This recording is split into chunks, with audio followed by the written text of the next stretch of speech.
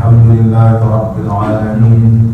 Wassalatu wassalamu ala sayyidina wa nabiyyina wa habibina Muhammadin wa ala alihi wa ashabihi ajma'in. Rabbi shrah li sadri wa yassir li amri wahlul 'uqdatam min lisani yafqahu qawli. Amma ba'd.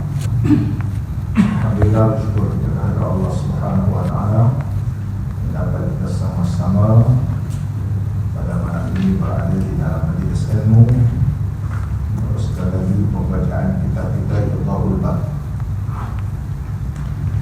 kitab yang membicarakan berkaitan tentang nikah kahwin.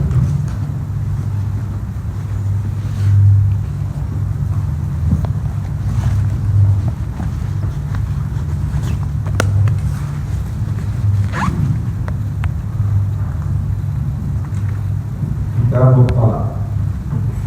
Masalah 45. Enggak masalah. Ya, Kitab Talaq.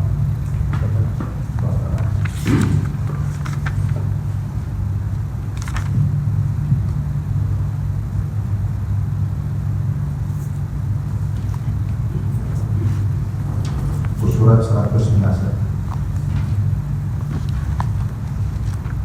قال المصنف رحمه الله تعالى ونفعنا الله بعلومه في الدارين آمين. Kitab Talaq. Ini suatu bab pada menyatakan talak. Talak ni pada bahasa makna halul qaid, mengungkaikan ikatan. Adapun pada istilah syarak, talak-talak ni halu aqdin nikah bil lafz talaq, mengungkaikan ikatan perkahwinan dalam lafaz talak. Orang kata dia itu kena talak, mana dia telah mengungkaikan ikatan perkahwinan dengan lafaz talak. Dalil daripada Al-Quran Al-Karim, Allah Subhanahu wa taala berfirman dalam surah Al-Baqarah ayat 229, A'udzubillahi minasyaitonir rajim. At-talaqu marratani. Talak kedua sekali, dua, yang ketiga tak boleh rujukan. Dan Nabi SAW bersabda, abghadul halal ila Allah Ta'ala at-talaqu.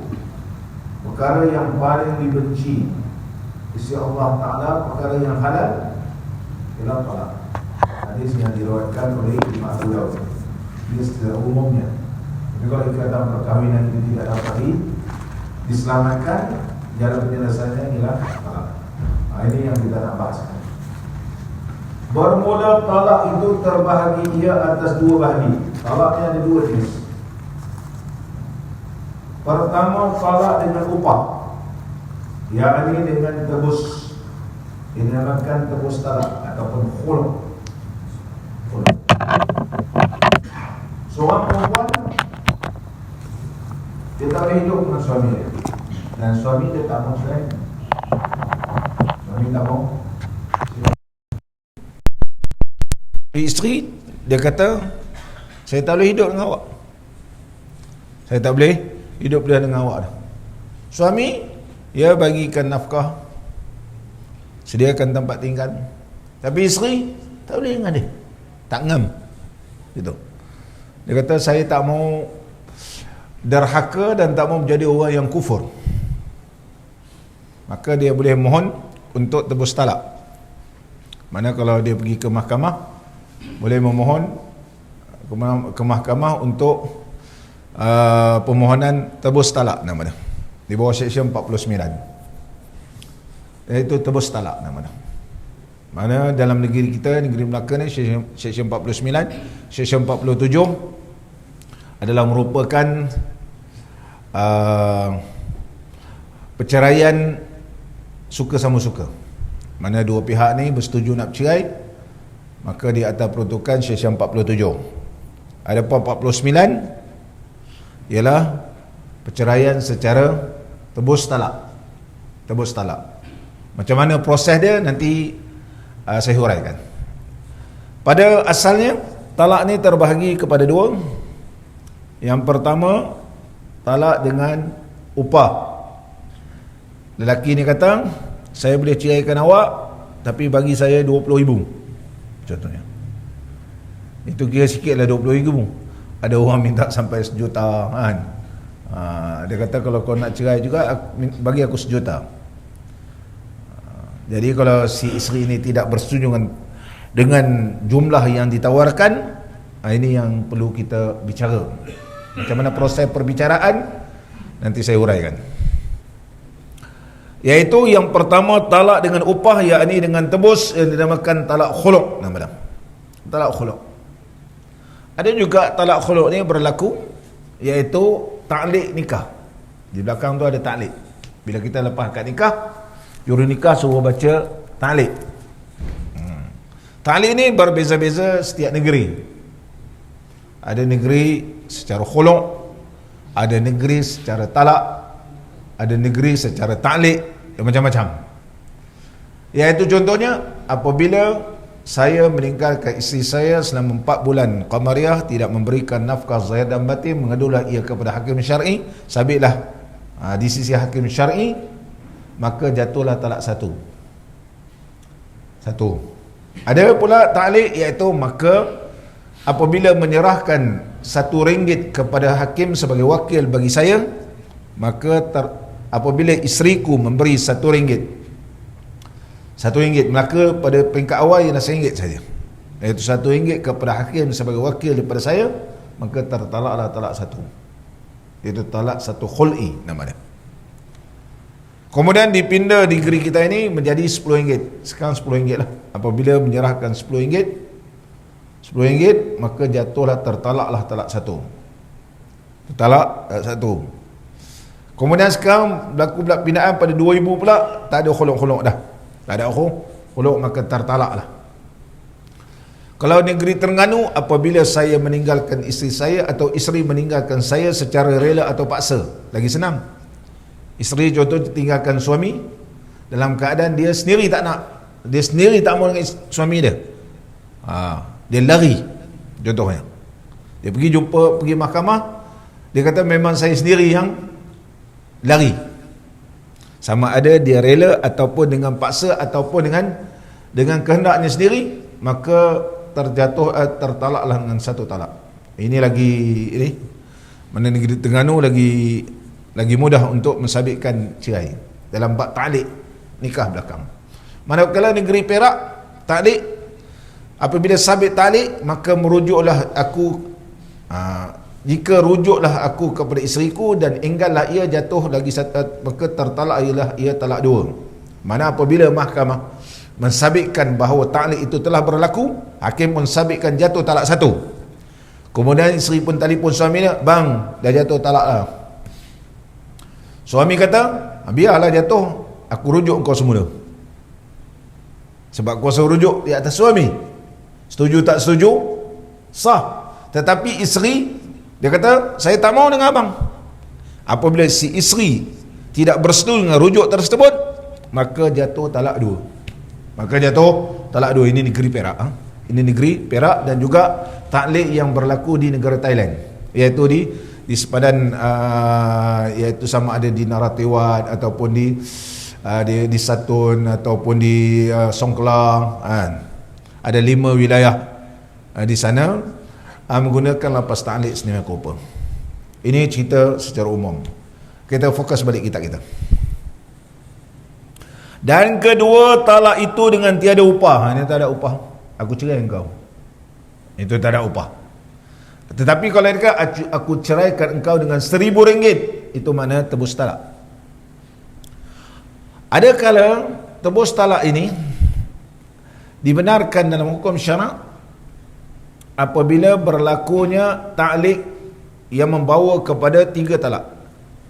Bergaduh, contohnya bergaduh, dia cakap, ini gaduh nak balik rumah ni, yang suami dia tak mau balik rumah mak mentua dia, yang isteri dia kata apa jadi pun saya nak balik rumah mak saya. Maka si suami pun naik angin, dia pun lapaskan, kalau kau balik juga rumah mak kau, dia tu talak 3. Tadi lagi 10,000 talak, 1,000. 1000 talak, 1000 talak, 10,000 talak, 10,000 talak, maka jatuh 3. Macam mana dia dah taklikkan begitu? Balik tak pasal balik pula tu. Dah tu temenung-temenung, dia kata tak apalah, dia kata baliklah, kata. Nak balik macam mana? Taklik tidak boleh ditarik balik. Dia dah jadi talak 3. Ataupun kalau kau pergi hantar anak ke tuition, jatuh talak 3. Dia tak suka hantar tuition tu. Dia kata hantar tuition pun tak jadi faedah. Hantar tuition pun tak lulus juga. Nah, contohnya. Dah tu isteri kata nak hantar kat mana? Awak tunjuklah tempat ni. Itulah satu pun. Lama-lama fikir-fikir kan. Tak apa, hantar. Tadi dah dia, kalau kau hantar juga jatuh talak 3 ke atas kamu. Dah tu dia tak boleh tarik balik. Jalan penyelesaian ialah dengan khuluk. Dengan talak khuluk. Telefon Jeffrey, aku ni dalam taklikkan isteri aku talak 3. Macam mana jalan penyelesaian? Nasib kau lah, kata. Nasib kau kan. Jatuh talak 3, isteri kau kena cina buta lah, nak buat macam mana? Kalau orang tu jadi celik, habislah kau. Kalau dia buta tak apa, kalau dia celik terus, begitu. Macam mana jalan penyelesaian? Khuluk. Maka sebelum dia langgar taklik tersebut, maka naklah buat taklik, iaitu khuluk. Sama ada nak pergi mahkamah, tak pergi pun tak apa. Dia ceraikan isterinya, aku ceraikan engkau dengan RM1. RM1. Isteri pun, saya setuju, dia bagi RM1. Maka jatuhlah talak khuluk. Apabila jatuh talak khuluk, berlakulah bainunah sughra. Jadi bain dia tak boleh rujuk. Dia tak boleh rujuk. Dia kena akad nikah baru. Apabila dia jadi bain, pergilah balik rumah. Maka langgarkan taklik di dalam keadaan bain. Langgarkan taklik. Ataupun lepas tadi dia jatuhkan talak, sabit talak khuluk, dia pun nikah baru semula. Kena nikah semula.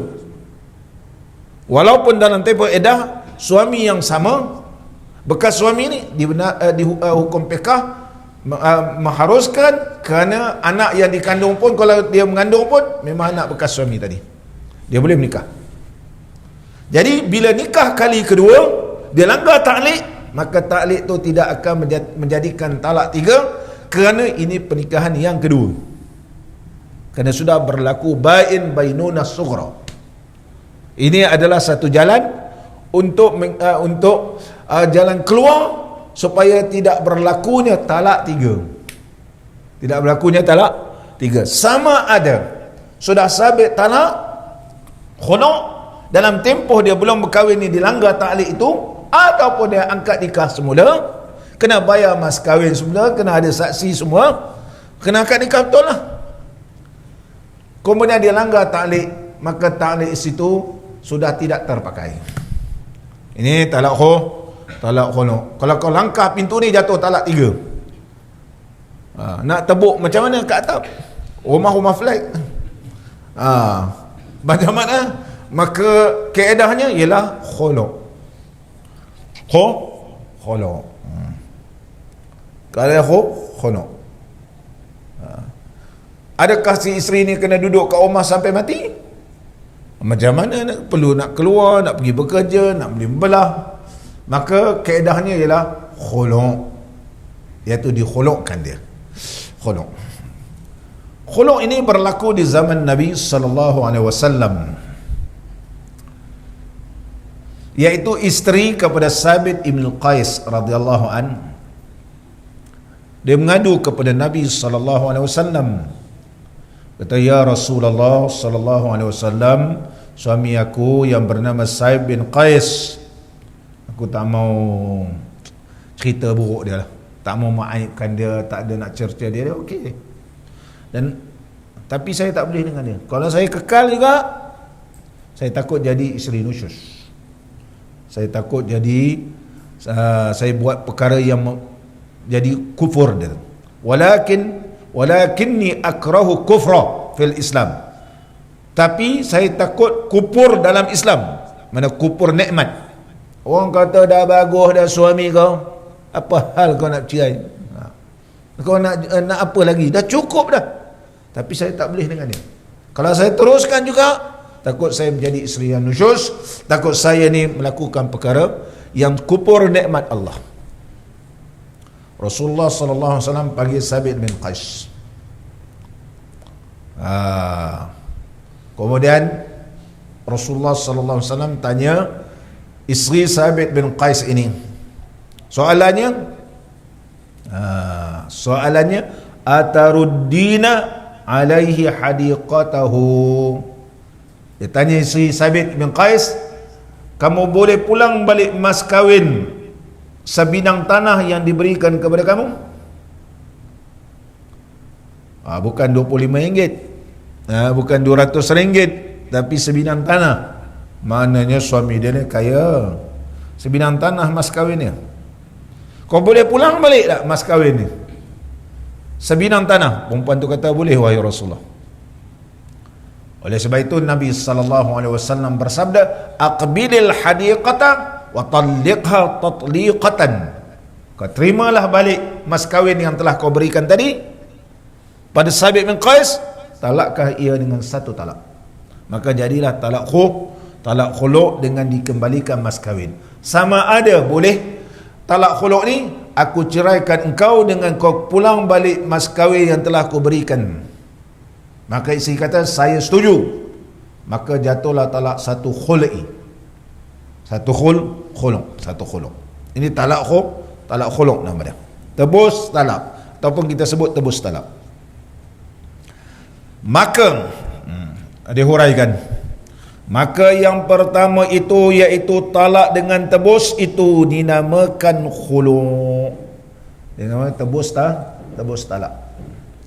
Sekiranya suami menawarkan 20,000, isteri kata dia tak boleh 20,000, dia kata banyak sangat nak cari duit.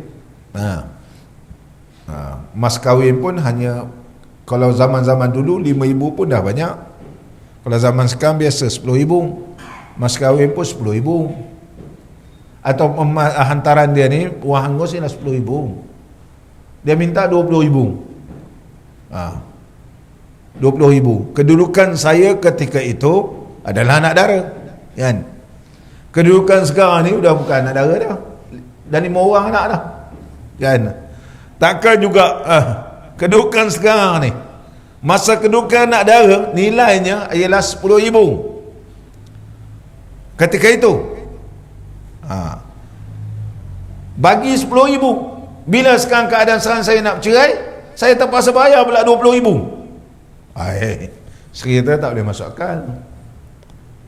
Suami kata, kalau awak tak nak bagi 20,000, aku tak mau cerai kau.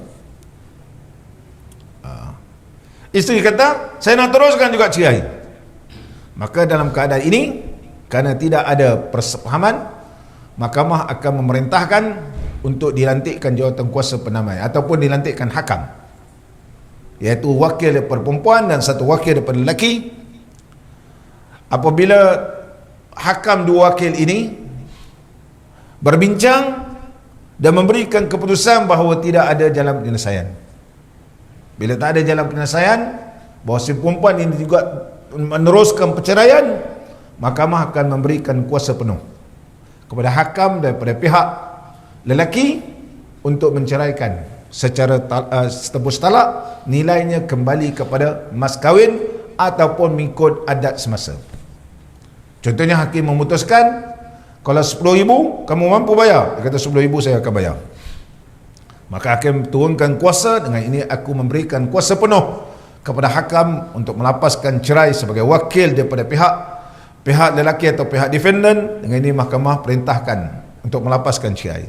Maka pihak ini pun melapaskan cerai, dan hakam daripada pihak perempuan, saya terima. Dia ada borang dia lah.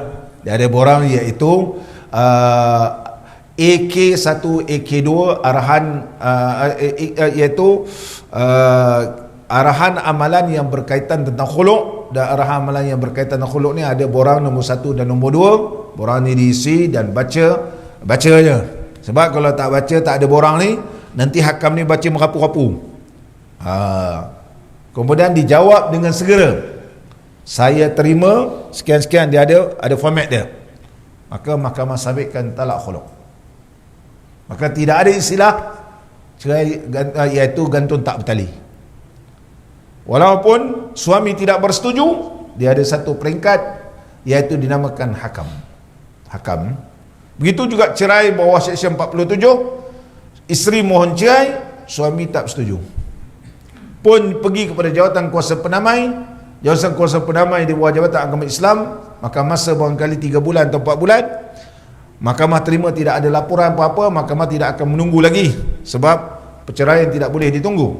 Bahawa ni dah kronik, kalau tak masalah dia takkan datang mahkamah. Terus lantik hakam. Lantik hakam daripada pihak ni tak ada wakil. Tok Imam pun tak mau kerjasama. Katakan Tok Imam surah Al-Hakim ni, kita pun perintahkan, Tok Imam pun datang mahkamah, saya tuan tak beranilah nak cerai-cerai orang. Nak masuk neraka saya. Tak ada masuk neraka Tok Imam. Dan saya tak berani nak cerai-cerai. Bergegar aras katanya. Bergegar aras. Rata-rata imam-imam Melaka ni semua tak berani. Semua tak berani sebab dia tak tahu macam mana proses. Maka terpaksa dilantik hakam yang dilantik oleh mahkamah. Dilantik oleh mahkamah. Mahkamah ada hakam dia tersendiri, tapi mengikut proses. Maka hakam boleh melapaskan cerai, sama ada cerai secara khuluk ataupun cerai secara tidak khuluk. Ini bawah peruntukan Seksyen 47, berbeza di bawah Seksyen 49 yang kita bahaskan masalah khuluk. Sama balik kita. Adapun khuluk mana tadi? Adapun khuluknya. Adapun khuluk itu hanya yang sah khuluk itu dengan syarat bahawa suami itu aqil. Mesti kalau suami itu orang gila tak sah. Baligh, lelaki itu baligh. Ada orang dulu-dulu suami masih lagi kanak-kanak, perempuan ni dah baligh. Sebab apa? Ini anak tuan guru, ini anak pak syekh. Jadi perempuan ni, keluarga perempuan ni nak supaya keturunan jadi ulama. Jadi kahwinlah dengan anak pak syekh, masih lagi kecil-kecil lagi, 10 tahun, main guli masa tu lagi. Main guli. Zaman-zaman dulu main guli, main getah, main gasing. Sekarang main gejek. Betul. Di zaman dulu. Jadi suami dia masih kecil. Suami masih kecil. Tak sah kalau masih belum balik. Lagi mukhtar, lagi ia pilih sendiri, bukan dipaksa. Orang kata, kalau kau tak ceraikan isteri kau ni, aku bunuh kau. Ataupun aku bunuh isteri kau, aku bunuh mak bapak kau, aku bunuh anak-anak kau. Dia mana yang berkaitan pada diri dia, isteri, anak, ibu dan bapa, ini dinamakan paksa. Ceraikan, kalau tidak aku bunuh anak kau. Maka dia dalam keadaan terpaksa menceraikan, dalam keadaan untuk menyelamatkan nyawa anak dia, maka hukumnya adalah tidak jatuh talak. Tapi dengan syarat dia tidak ada berniat cerai. Contohnya seorang perempuan, abang cerai saya bang. Kalau abang tak cerai, saya campak anak ni, dia kata. Banyak berlaku ni. Ada yang perempuan pula, dia ambil ambil wayar, lagi satu tu wayar sereka, dia jerut ke anak dia. Cerai saya bang, kalau tidak biar mati anak kita ni. Nampak tu? Perempuan kalau dia tengah marah, dia memang gila. Memang dia gila. Awalul ghadabi jununun. Memang dia gila. Dia kunci rumah, Allahu Akbar, kunci dengan bangga.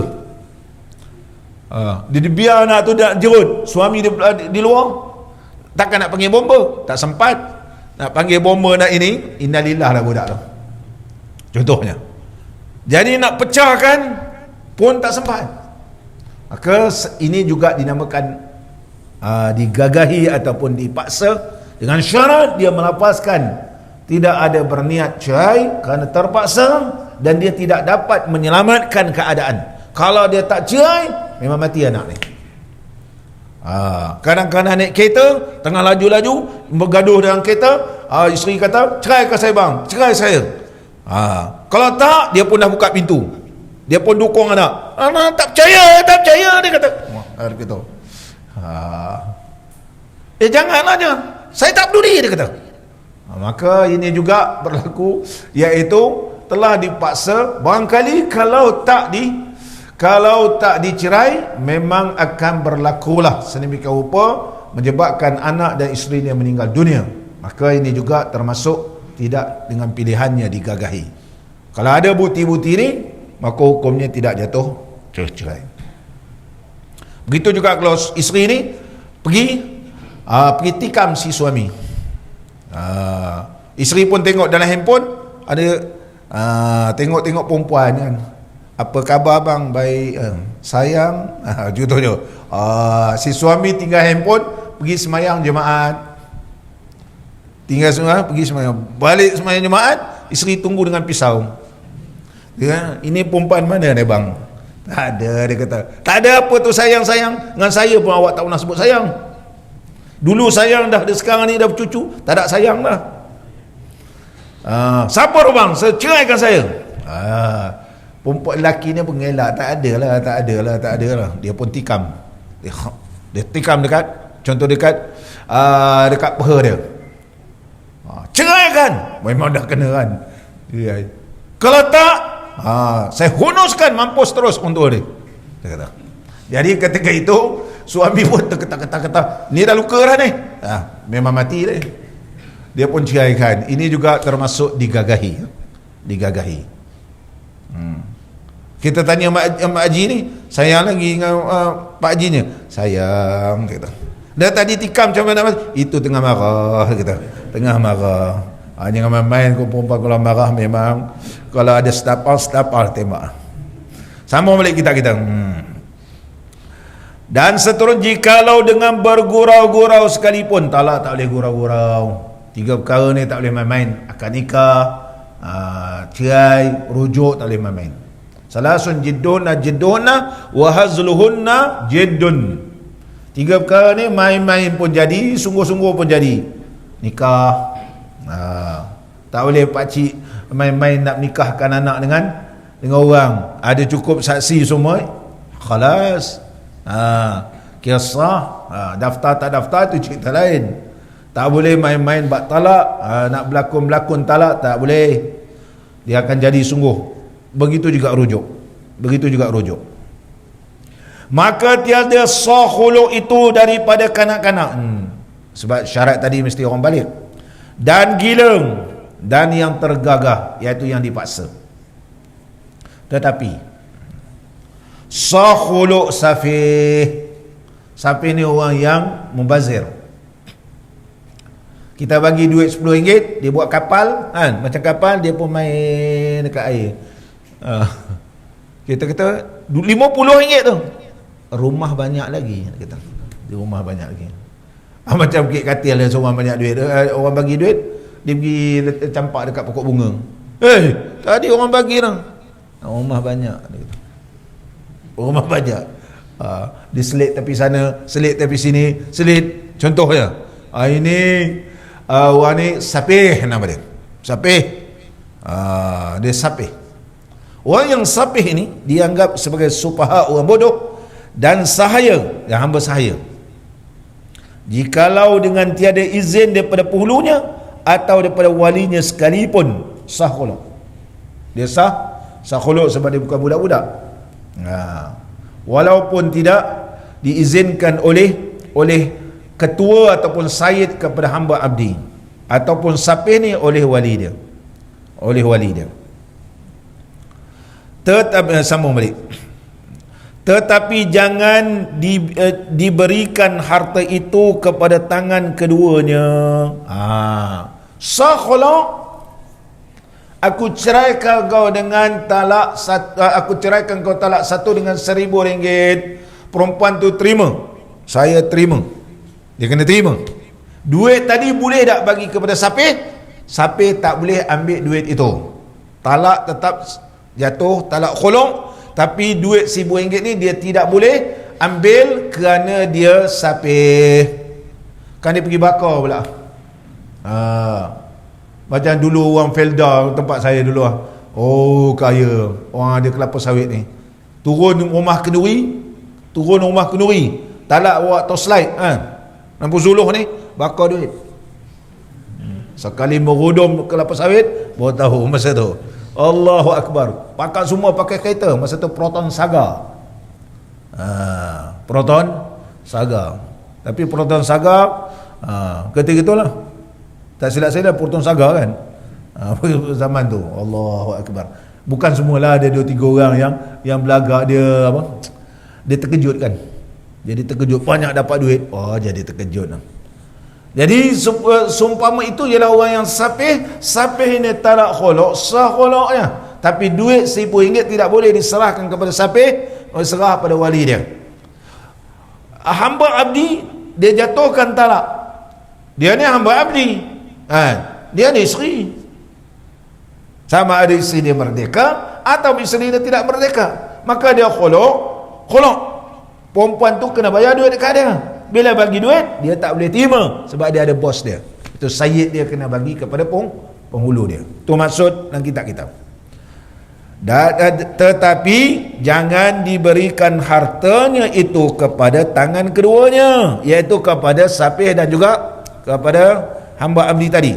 Maka hendaklah diberikan kepada walinya dan tuannya. Demikian lagi disyaratkan sah khuluk itu adalah yang memberi harta itu mereka yang sah memerintah akan hartanya. Syaratnya mesti orang ni boleh menguruskan harta, iaitu dinamakan hakut tasarruf. Dia boleh menguruskan harta. Bagi orang yang tak boleh menguruskan harta, maka dia tidak boleh, tak sah khuluk. Tak sah khuluk. Kalau budak-budak, dia tak boleh uruskan harta. Dia tak boleh uruskan harta. Orang gila tak boleh uruskan harta. Itu yang disebut dalam kitab kita.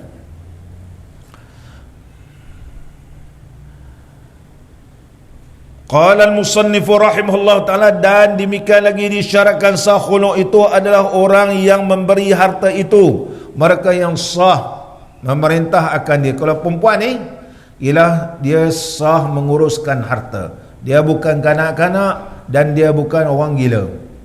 Dia bukan orang gila. Kalaulah si isteri ini contohnya, dia ni seorang kanak-kanak kahwin dengan perempuan masih kanak-kanak contohnya, atau perempuan ni dia jadi gila pula, lepas bersalin dia meroyan gila lah. Jalan sana kan, jalan sana.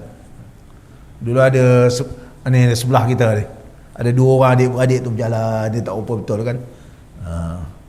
Kadang-kadang menitik-nitik darah dia period pun dia tak perasan. Ada sebelah kita ni, dah lama saya tak jumpa dia. Dulu berjalan sampai ke Duyung, bercerai tu. Habis bercerai, suami dia cerai dia. Dia cakap saya, besok saya boleh kahwin? Dia kata, tak boleh. Saya kata, kena 3 kali suci. Tapi saya nak kahwin. Saya nak kahwin. Dia kurang betul kan? Dia kurang betul kan? Awak nak kahwin juga? Ya, saya nak kahwin. Dia kurang betul kan? Dia kurang betul. Jadi sekiranya perempuan ini seorang yang sapih, seorang yang majnun, dia orang gila, ataupun dia masih kanak-kanak, macam mana dia nak menguruskan harta? Dia tak boleh menguruskan harta. Maka kalau khuluk dia nak bagi 1,000, dia pun tak rupa betul, maka tidak sah khuluk. Tidak sah khuluk. Hanya sah dari sudut mana? Sah jadi talak biasa. Jadi talak biasa tu sah. Suami dia kata, aku ceraikan engkau 1 talak dengan iaitu aku ceraikan engkau dengan talak 1 RM1,000. RM1,000 tu dia tak boleh bagi. Maka cerai secara talak raj'i sah, jatuh talak 1. Ini disebut dalam kitab kita. Cuba kita tengok. Dan demikian lagi disyaratkan sah khuluk itu adalah yang memberi harta itu mereka yang sah memerintahkan hartanya, sama ada isterinya atau orang lain. Orang lain pun boleh, ada wali dia ataupun kakak dia, tolong bagikan, boleh.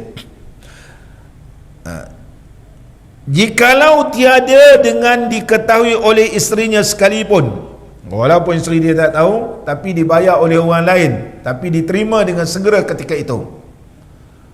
Contohnya, dia tak ada duit kan? Dia tak ada duit, tapi adik-beradik kata, cerailah, kami bayar semua. Kami bayar. Apabila dia kata, saya terima, bila terima kena bayar. Siapa tolong bayarkan? Ni adik-beradik ada berapa orang ni? Adik-beradik ni memang tak suka abang ipar dia ni selalu belasahkan kakak dia ni, contohnya. Jadi adik-beradik ni tolong bayar. Boleh tak? Ya boleh. Hukumnya adalah boleh. Maka tiada sah khuluk perempuan yang sapih. Orang perempuan sapih tak sah.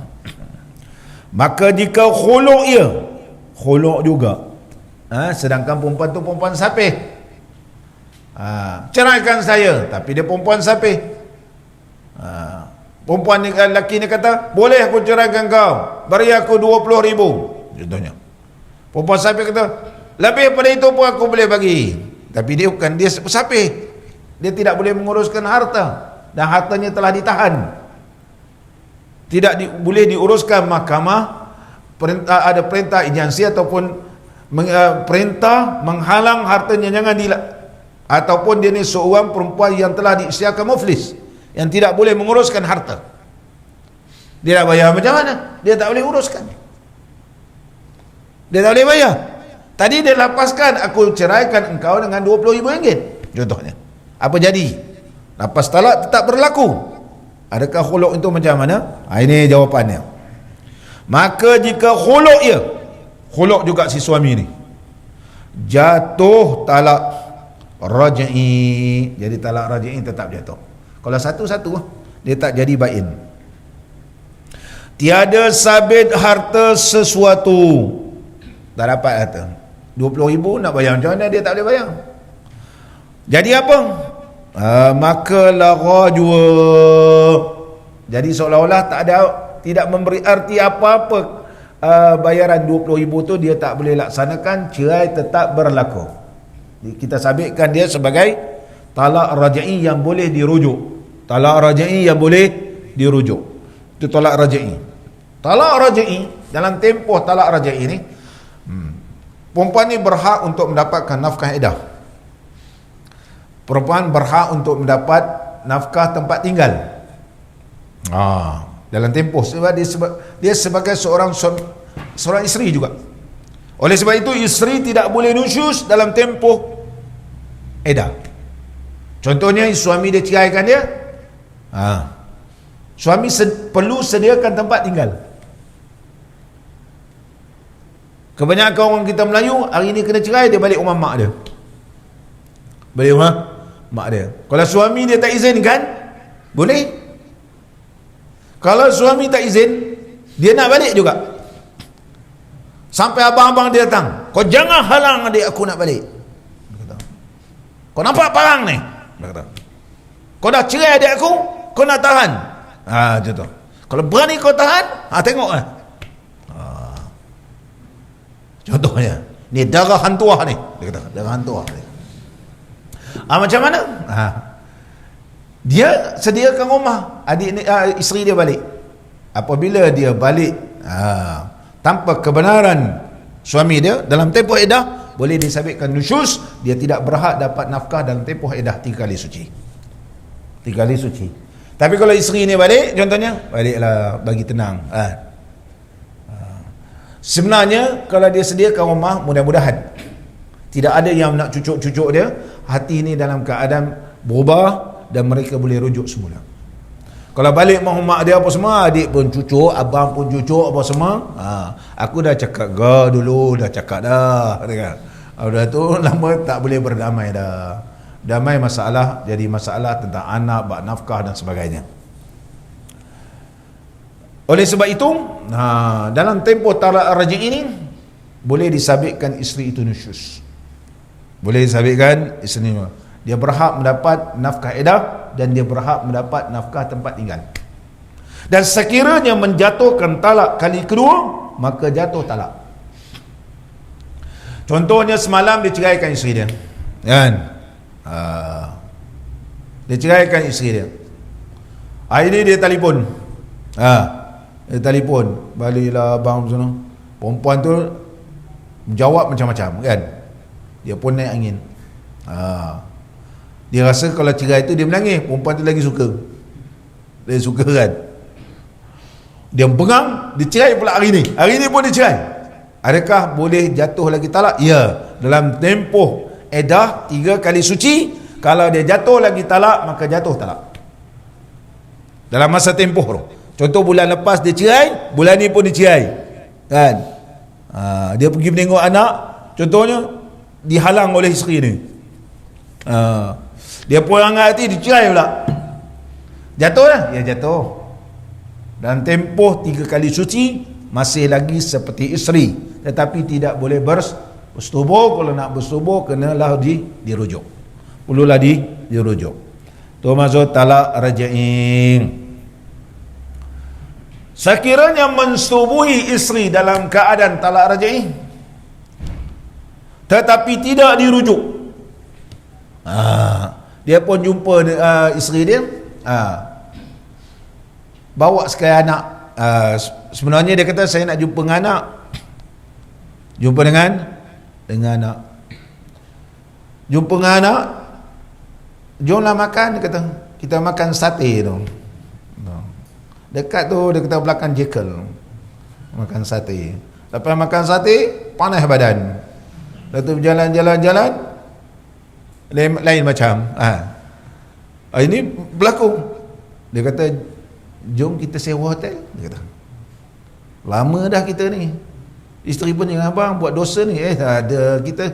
Contohnya, sekiranya telah berlaku persetubuhan di dalam tempoh edah yang dia tidak rujuk. Dia tak rujuk. Kita tanya ada rujuk? Entah tak teringat nak rujuk. Tak teringat nak rujuk. Rujuk dengan perbuatan dalam mazhab Imam Syafi'i tidak sah. Mazhab lain mesti ada niat rujuk dia. Dia tak ada niat rujuk, maka mensetubuhi isteri dan tempoh edah wajib membayar mahar misil. Kalau mahar misil dalam negeri kita ini RM200, sekiranya dia rujuk, betul-betul berlaku rujuk, maka hendaklah ia membayar RM200 ini. Kalau dia tak bagi, maka ianya dikira berhutang di sisi Allah di akhirat besok.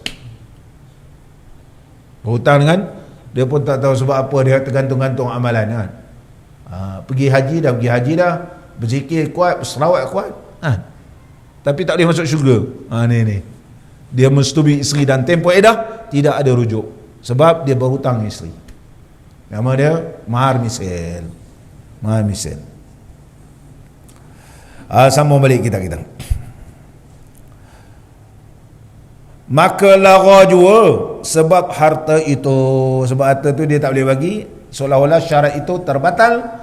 Kalimah duit yang kata 1,000, 2,000 tu terbatal ia, tetapi yang asalnya diambil, aku ceraikan kau, cerai itu secara zahir, secara jelas, secara sharih, maka jatuh talak. Seterusnya lagi, tetapi sahulung itu daripada perempuan yang sakit mati.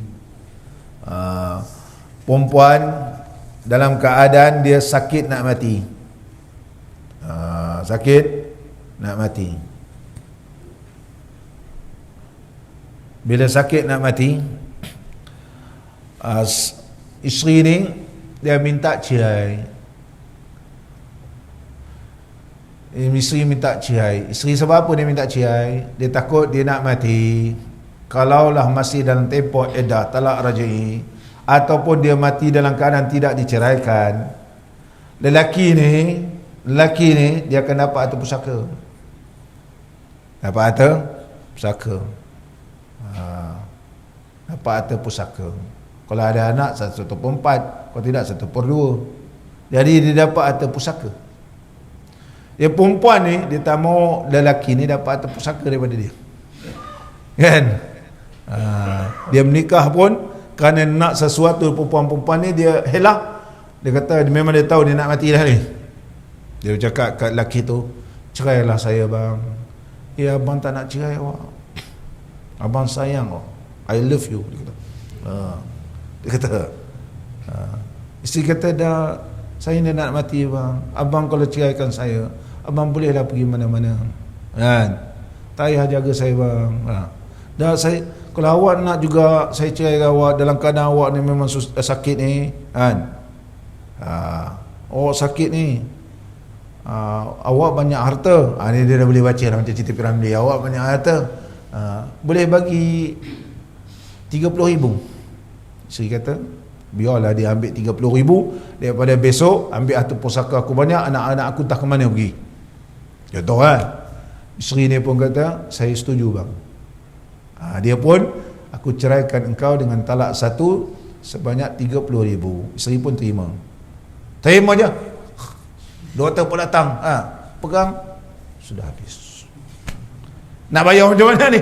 30,000 ni nak bayar macam mana? 30,000 nak bayar macam mana? Cerai tetap berlaku. Cerai tetap berlaku, ada saksi semua. Macam mana? Nak ambil macam mana? Kita tengok dalam kitab kita. Kalau berlaku nak buat drama pun boleh buat drama. Buat drama boleh buat drama.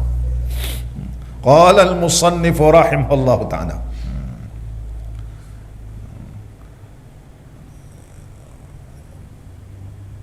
Mana tadi berhenti dia? Dekat nak mati tadi, mana mati? Cerita mati-mati tadi.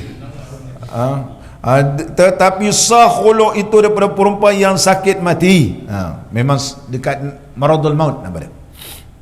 Maka dihisapkan daripada 1/3 harta itu sulus, seperti dikira daripada wasiat. Maka dia kata tengok, kalau melebihi daripada 1/3 daripada keseluruhan harta, kalau mintanya contoh sampai 1 juta kan, dinilaikan harta semua 1 juta itu melebihi 1/3 daripada harta, tak diluluskan, maka kembali pada misil.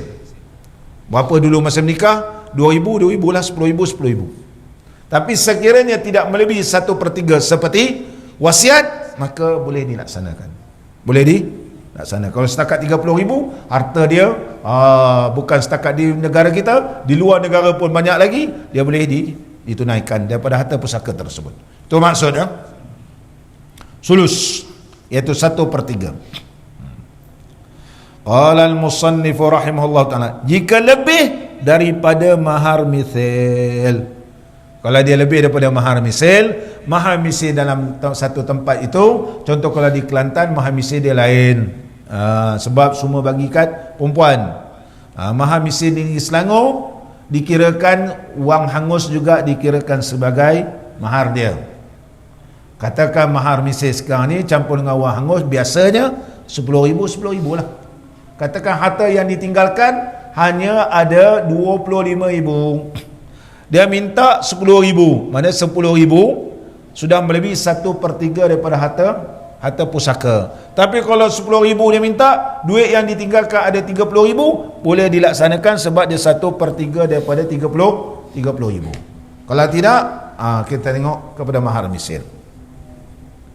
Adapun mahar misil itu dihisapkan daripada kepala harta peninggalannya. Tengok dia punya harta dia. Kalau berapa harta dia ada 30,000, maka kalau mahar misil dia ialah biasa 10,000 kan, dia minta lebih daripada mahar misil, kita tengok lebih daripada mahar misil, kalau melebihi 1/3 daripada harta yang semua ini, maka hukumnya tidak boleh dilaksanakan, kembali pada mahar misil, kepada mahar misil.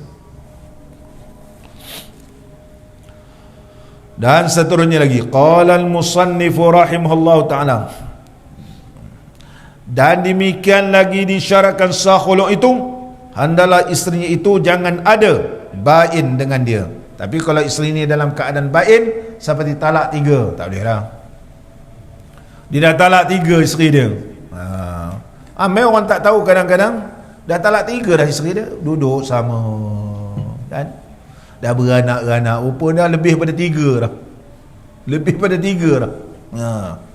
Maknanya masyarakat kita ni masih lagi tak tahu bab talak ni. Ada lagi masih tak tahu bab talak. Apa akan jadi, itu saya akan bahas akan datang. Sekiranya sudah berlaku bain, terutama bain bainunatul kubra yang tidak boleh dirujuk lagi, itu seperti talak 3, maka tidak boleh khulu', tak boleh khulu'.